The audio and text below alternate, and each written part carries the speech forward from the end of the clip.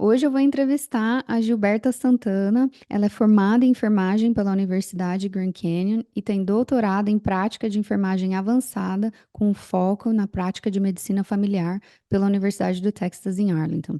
Ela tem mestrado em enfermagem com foco em medicina familiar pela Universidade do Texas em Tyler.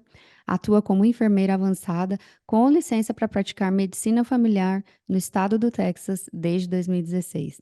Em dezembro de 2023, a Gilberta abriu seu próprio consultório de medicina familiar em Garland, no Texas, onde ela atende adultos e crianças. Doutora Gilberta, bem-vinda ao Brazilian Mindset. Muito obrigada, bom dia a todos. É um prazer estar com vocês. Olha, estou super animada de te entrevistar e conhecer um pouco mais sobre a profissão de enfermagem avançada nos Estados Unidos. Então, começa contando um pouquinho de onde você é no Brasil e como que você se tornou uma enfermeira da família aqui. Então, eu sou recifense, né? Imigrei para os Estados Unidos em 1999, o objetivo mesmo de estudar. Eu era muito jovem e queria estudar, queria me formar aqui. Desde o começo era o nosso plano mesmo estudar. E quando a gente chegou em 99, em 2001, comecei com Community College, fazendo todas as atualizações que eu precisava, de papelada, de transferir os records, né, da nossa escola. A gente começou em Community College e queríamos fazer algo na área de saúde, que era o nosso interesse. Na verdade, minha primeira formatura foi a Associate Degree in Nursing, que é o do Community College, são 2 anos, né? Você faz os prereqs, né? As classes anteriores, e depois são 2 anos de intensivo. Consegui me formar, né? Comecei a trabalhar como enfermeira de bedside nursing no Hospital Metodista em Dallas. E ficamos lá por 6 anos. Uhum. E depois resolvemos voltar a estudar e fazer, né, esse curso mais avançado. No Brasil não existe essa nossa especialização, né? É uma coisa bem particular dos Estados Unidos. A enfermagem, aqui você tem vários pontos de entrada. Você pode começar com Associate Degree e você passa na prova nacional que se chama NCLEX, e você se torna um Registered Nurse, uma enfermeira registrada de trabalhar no hospital. Mas, se você quiser continuar, né, seus estudos, tem diferentes especializações que você pode fazer se você não quiser trabalhar no hospital. Então, eu trabalhei no hospital por 10 anos, né, mas eu quis continuar estudando, né, para trabalhar outpatient, não dentro do hospital, mas com a comunidade, que era o que eu sempre quis. Depois do Associate Degree, a gente voltou para a escola e conseguiu o bacharelado, né, em enfermagem, porque para você entrar em algo mais avançado, você tem que ter o seu bacharelado, e conseguimos o bacharelado pela Universidade Grand Canyon, no Arizona, e depois fazer o mestrado, já começa a parte avançada da enfermagem, né? Então, tem diferentes focos. Você pode fazer medicina familiar, você pode fazer psiquiatria, ginecologia e obstetrícia, você pode fazer anestesia. Então, tem diferentes caminhos que você pode traçar, e os requerimentos, claro, de cada curso são diferentes, então tem todo um processo de aplicação. Você tem que ter várias horas de trabalho antes, comprovadas, etc. Alguns cursos exigem que você tenha trabalhado em terapia intensiva. Anestesia, especialmente, você tem que ter experiência na ICU, né, em terapia intensiva, por vários anos antes de você começar o processo de aplicação na escola. Então, cada curso tem os seus requerimentos e nosso foco é medicina familiar. É uma coisa que eu sempre gostei, que eu sempre quis atender as pessoas, atender as famílias. E começamos o nosso curso pela Universidade de Texas em Tyler. que foi o mestrado.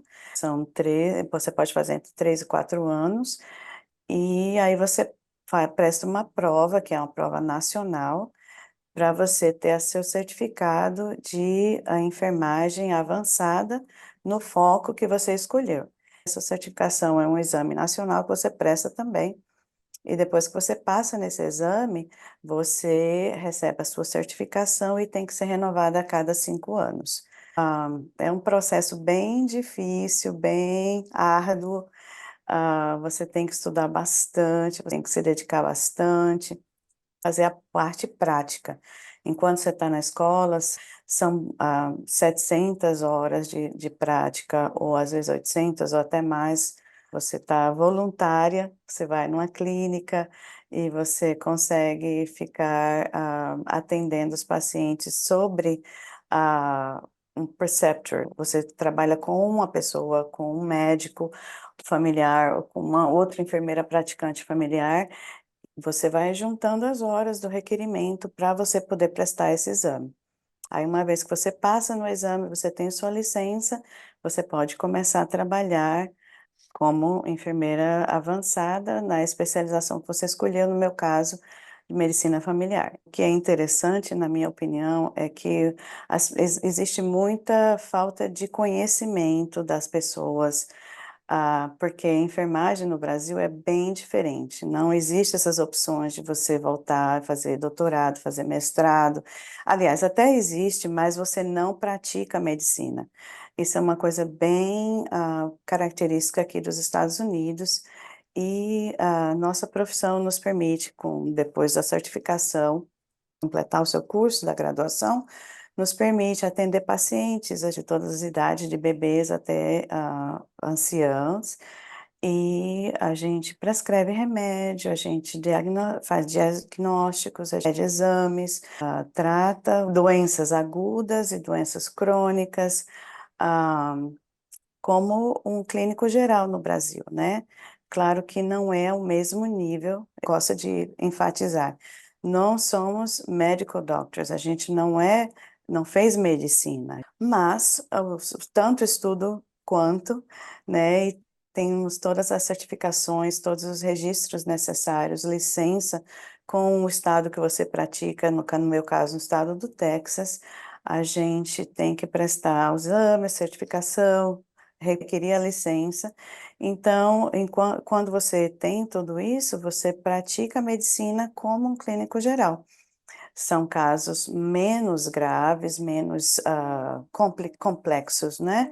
Então, a gente tem sempre um senso de saber quando precisa fazer referência. A gente faz referências para especialistas, mas, em geral, nosso dia a dia, nós atendemos pacientes, como falei, de todas as idades, doenças agudas, como, gripe, Covid, dor de garganta, dor de ouvido, dor nas costas, a pessoa, caiu, se machucou, a gente atende, medica, passa remédio, passa exame, exames de imagem, raio-x, tomografia, se necessário, ressonância magnética, tudo isso, se necessário, dependendo da avaliação. E a gente também trata doenças crônicas, né, como a diabetes, problemas de tireoide, problemas respiratórios, asma, enfisema, a gente trata alta pressão, colesterol, enfim. Ah, São coisas cotidianas, e faz parte da nossa rotina, do que a gente faz depois que se forma. Nossa, que legal, porque é realmente bem diferente do Brasil, né, onde a enfermagem ela tem aquele componente mais generalista, e aqui tem essa opção de fazer esses estudos avançados e trabalhar praticamente como um médico, não no nível médico, mas podendo ter os seus próprios pacientes, podendo fazer prescrição de remédios, requisitar exames, enfim. É bem legal que tem essa opção. E É, como é que você decidiu fazer o programa de doutorado? Olha, eu sou uma pessoa que eu gosto muito de estudar, eu gosto muito da vida acadêmica e sinto falta, na verdade. Desde que eu cheguei aqui, eu sempre esteve estudando, sempre esteve na universidade, e isso me faz falta. E nós decidimos, por que não, né? Com o mestrado a gente pode trabalhar da mesma forma, porque uma vez que você faz a sua certificação e você recebe a sua licença para praticar enfermagem avançada, você pode trabalhar, você não necessariamente necessita do doutorado, mas minha mente sempre estava um pouco inquieta em relação a avançar, a desenvolver, né? Eu acredito que nós somos aprendizes eternos, né? A gente todo dia tem que aprender e essa busca do conhecimento, do aprendizado é uma coisa incessante no meu coração, na minha mente. Eu estou sempre procurando cursos novos, estou sempre procurando me atualizar, fazer a certificação, a gente é requerido fazer a recertificação é a cada 5 anos, nós temos que fazer 100 horas de aula de continuing education, né? Você escolhe as coisas que você gostaria de estudar e você tem que realmente continuar se atualizando, porque medicina é uma cadeira que todo dia tem coisas novas, né? Então você não pode ficar estacionado no tempo. E o doutorado foi realmente para mim essa conquista pessoal, de um challenge para mim mesmo, né? Um desafio para mim mesmo. Eu sempre quis estudar e eu gosto muito de estudar. E na verdade já estou pensando o que é que eu vou fazer minha próxima especialização, o que é que eu vou fazer. Tô com umas ideias aí. Gosto bastante de área na medicina, que é a especialização em obesidade. Então, Uhum. eu tenho muito interesse nisso. Então, estou olhando o curso já para ver se eu consigo fazer essa certificação para ser especialista também em obesidade. Eu sou uma estudante eterna. Eu amo estudar, amo a parte acadêmica, sinto muita falta disso. Eu também gosto muito. Só por curiosidade, quando você fez o doutorado, qual que foi a sua tese ou especialização durante o programa? Diabetes. Como eu falei, eu sempre gostei dessa área de obesidade, de doenças metabólicas, é uma coisa que me fascina bastante, porque infelizmente a gente vê diariamente, né, na nossa prática, pessoas sofrendo com diabetes. Então, nossa projeto foi usar, em verdade, tecnologia na educação dos pacientes com diabetes para melhorar o controle glicêmico deles. Mas eu amo essa parte de doenças metabólicas, que é tão difícil, né? A gente sabe que tem a parte cultural, tem a parte psicológica, tem a parte metabólica, a parte fisiológica.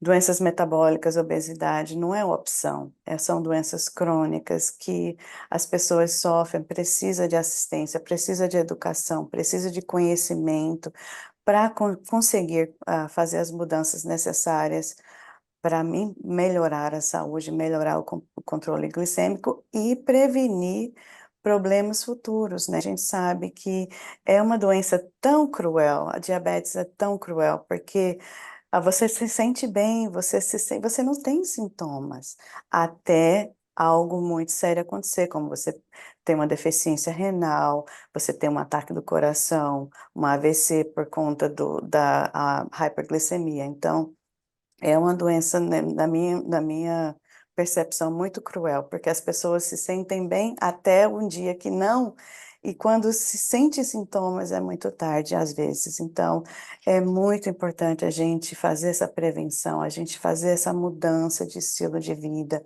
de ser, mais consistente com os tratamentos e entender que, na verdade, não é só escolha.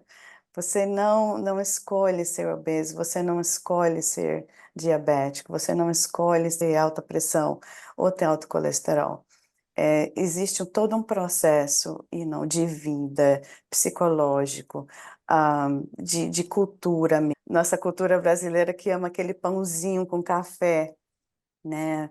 Que é tão pobre em nutrição, Mas é algo que a gente se lembra, né? Eu me lembro da minha família, sentamos à mesa todos para tomar um cafezinho com pão, né? Então, assim, fazia parte da família mesmo, de aquela hora que você senta com todo mundo. E isso está gravado na mente como uma coisa de conforto, como uma coisa que te traz bem. Na verdade, psicologicamente, você se sente relaxado, você se sente bem, porque você tem aquele vínculo cultural, mas não é necessariamente aquilo que você necessita para a sua saúde, né? A opção mais saudável. Essa é a minha paixão. O que eu quero fazer com a minha carreira é realmente ajudar as pessoas a mostrar que a gente pode continuar com a nossa cultura, a gente pode continuar com nossas, ah, confortos psicológicos, mas a gente também tem que se preocupar com a preservação da nossa saúde, né? É uma coisa tão importante. E um dos comentários que eu sempre ouço, assim, falando com brasileiros aqui, é que na percepção das pessoas que eu converso, existe uma dificuldade de ter a medicina preventiva como é no Brasil, né? Então, eu ouço, assim, às vezes muita frustração das pessoas dizendo que o atendimento aqui é muito básico, não vai muito profundo e não existe um foco em prevenção. Então, é muito bom ouvir de uma profissional como você que isso é importante e que você faz isso na sua prática. Yes, com certeza. O nosso propósito, né, quando a gente resolveu embarcar nessa jornada de consultório próprio, é também a visão mesmo de atender um pouquinho diferenciada as pessoas, não ter aquela pressa de não escutar, de ter tempo realmente de sentar e conversar e falar, olha. A gente precisa ver a sua saúde como uma forma geral, uma forma total, né, uma forma holística de integrar. Você está legal, não, mentalmente? Você está dormindo bem? Como está seu trabalho? Como está sua família? E não só, olha, aqui você está com diabetes, aqui toma prescrição, vai, a gente se vê em 3 meses. Então, assim, nosso propósito. E isso tem muito a ver com a nossa fundação de enfermagem. Na enfermagem, aqui, eu não posso dizer no Brasil, que eu nunca pratiquei enfermagem no Brasil, mas aqui a nossa formação é muito essa relação à educação. Como é que a gente vai fazer esse tratamento ser sustentável, né? Eu sempre falo para meus pacientes, eu posso querer o que eu quiser, eu posso prescrever o que eu quiser, se a gente não for parceiro, se você não concordar com o que eu estou propondo, o tratamento não vai progredir. Então, quais são os empecilhos para a gente continuar esse tratamento? Quais são as dificuldades que você está enfrentando de fazer essa dieta, de fazer essas mudanças, de tomar esse remédio? Já ouvi várias vezes, eu não quero ficar dependente de remédio. Aí eu sempre falo assim, vamos olhar o big picture, né? Vamos olhar a picture geral.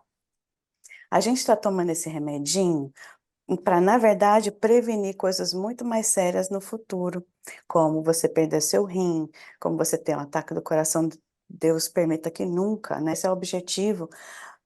Então, na verdade, esse remédio não somente baixa o seu açúcar, ou baixa a sua pressão, ou baixa o seu colesterol, mas, na verdade, está protegendo os seus órgãos para de um problema muito maior no futuro, né?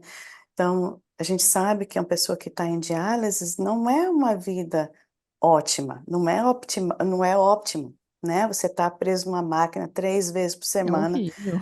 é horrível. Então, vamos prevenir isso, vamos proteger esses rins.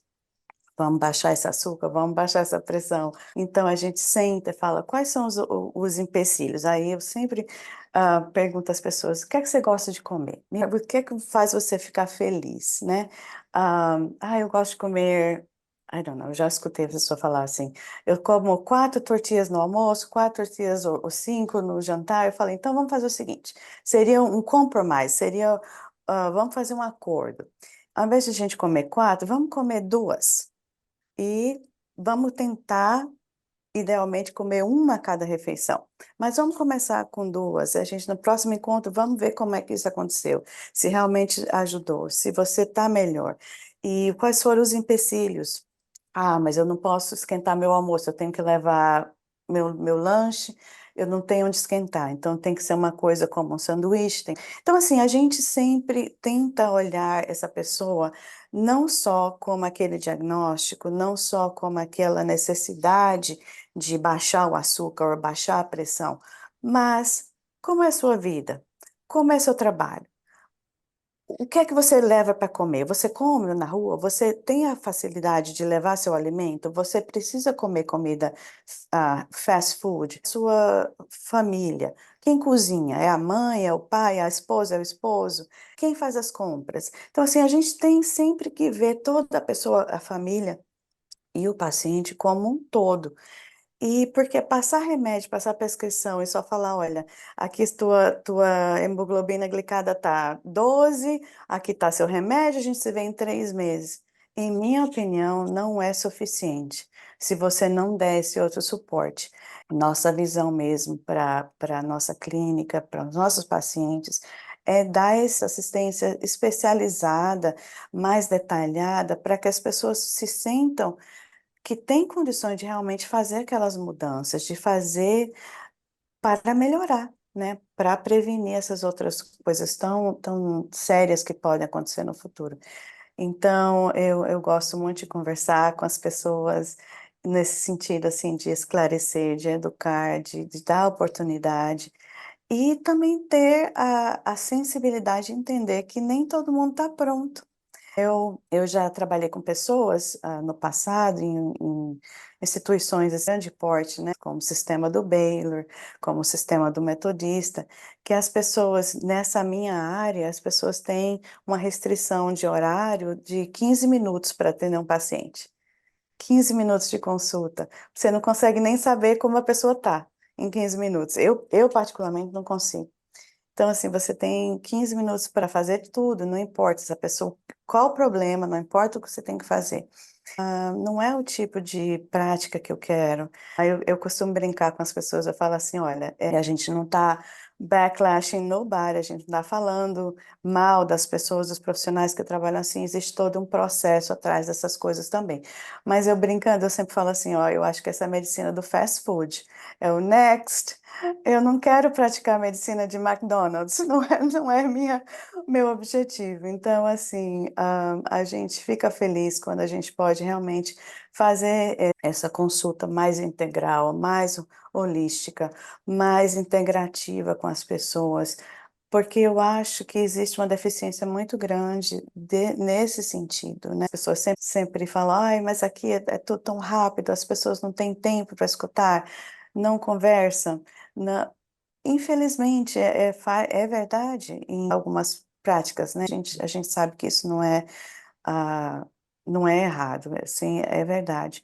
Mas existem profissionais, que gostam, que você sacrifica, obviamente, outras coisas como o benefício financeiro, porque obviamente quanto mais pessoas você vê num horário mais curto, mais benefício financeiro você vai ter.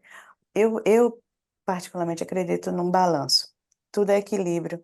Se você pode fazer esse balanço entre fazer o atendimento mais holístico, mais integrativo e também ser eficiente com seu tempo, eu acho que dá para fazer os 2.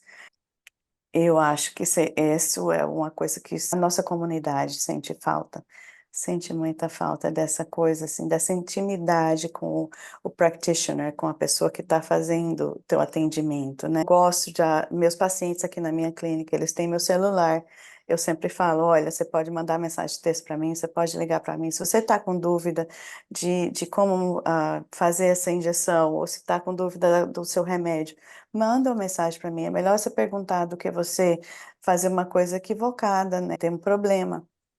Se você está sentindo alguma coisa, me fala". Aí eu sempre falo assim: "Olha, a única hora que eu não vou responder é se eu estiver dormindo, mas se eu não estiver dormindo, eu vou te responder assim que possível". Então, assim, eu quero ter essa aproximação e é tão lindo na outra clínica que eu trabalhei por 7 anos, a gente tratava a avó, a mãe, o filho, via bebezinho nascer, crescer, né, por 7 anos eu vi gente bebês que eu vi nascer, e eles aí: "Oh my God, você tá alto, gente!". conte como você cresceu, é muito gostoso, é muito lindo, eu amo a minha profissão, amo o que eu faço, não faria nada diferente, não trocaria uma vírgula. Deus me deu essa oportunidade, eu sou muito feliz com a minha profissão. Dá para notar na maneira como você fala, como você é apaixonada, e também esse fato de se fazer disponível, né, para os pacientes, para tirar dúvidas, tomar o tempo para atender cada pessoa, e essa parte holística, né, entender a pessoa como um todo, como que a vida dela funciona.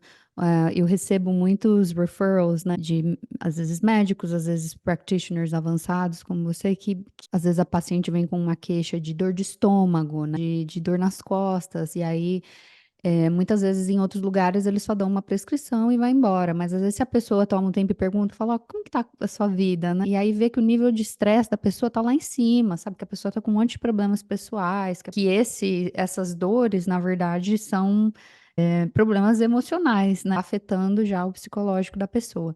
E aí fazer esse referral para terapia, né, que é super importante. Nem sempre a pessoa vai seguir, algumas pessoas realmente só querem a pílula e tá tudo bem, é como você falou, né, cada pessoa está num nível de prontidão para fazer a mudança que ela precisa, mas sempre perguntar e sempre Uhum, considerar que seja um resultado de estresse crônico, que seja um resultado de problemas que estão acontecendo na vida pessoal da pessoa que está, se manifestando como, doenças físicas.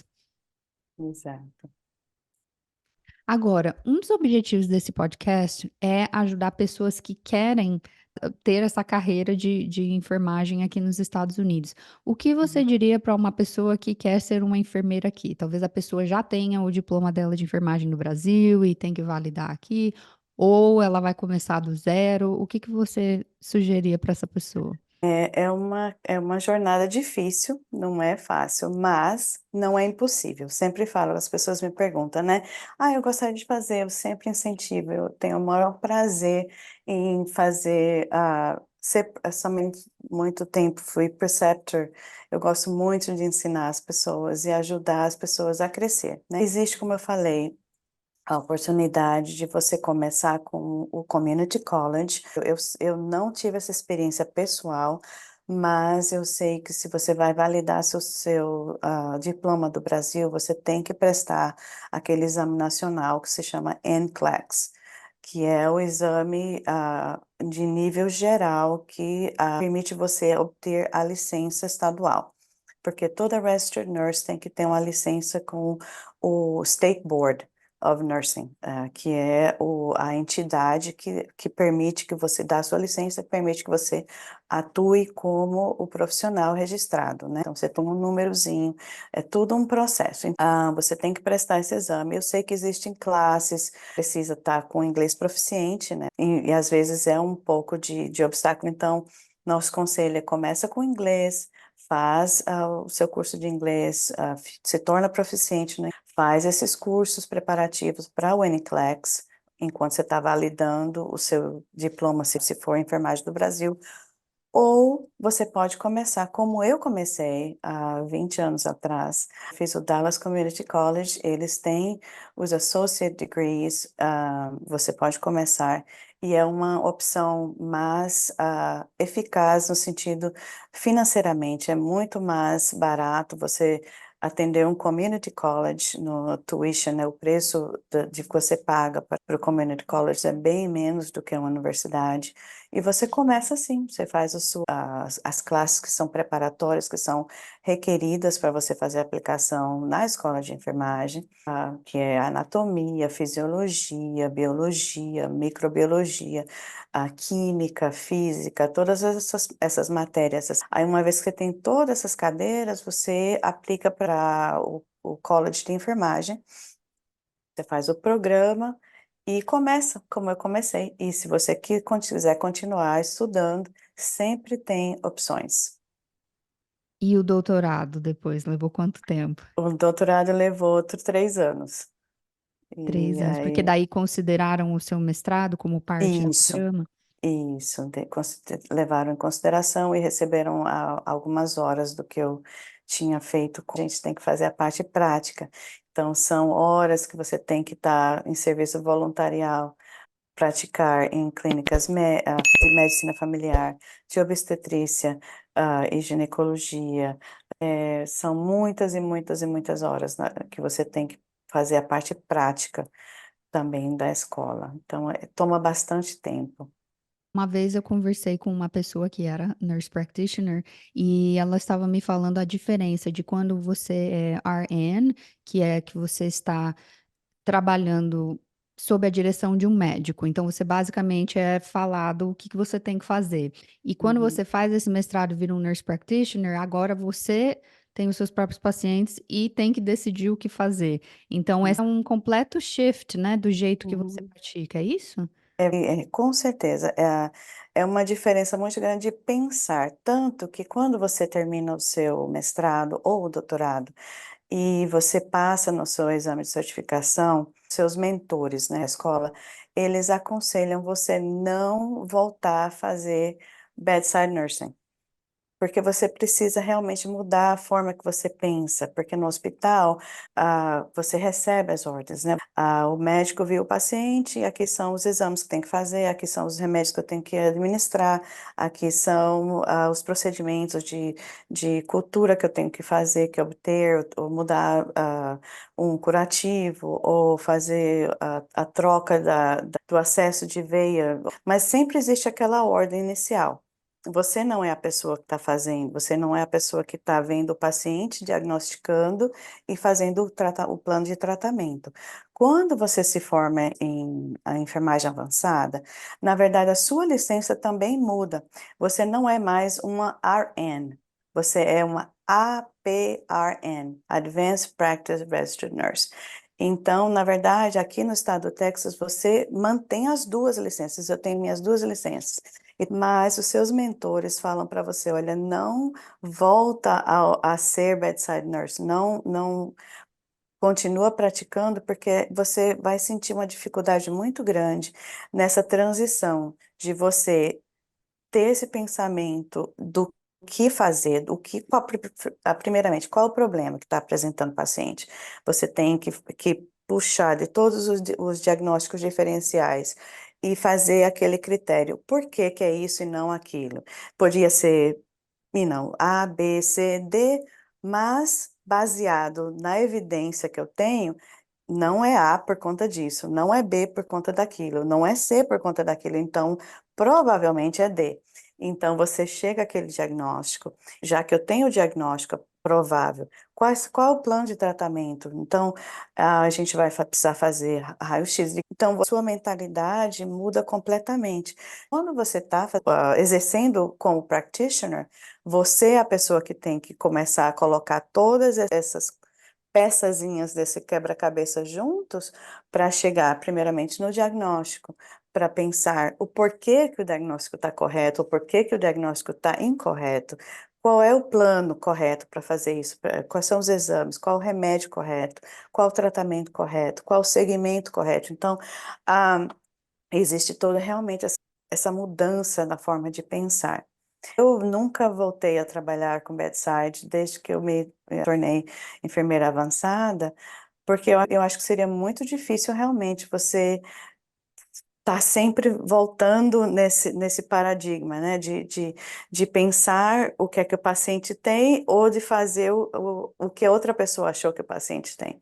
Seria muito difícil, muito complicado, o que você está É perguntando. importante a pessoa que está considerando essa carreira saber dessa diferença, que é bem grande, né? Com outras profissões, por exemplo, que você faz um mestrado e você se aperfeiçoa, se especializa, nessa você completamente muda a maneira de Muda. praticar.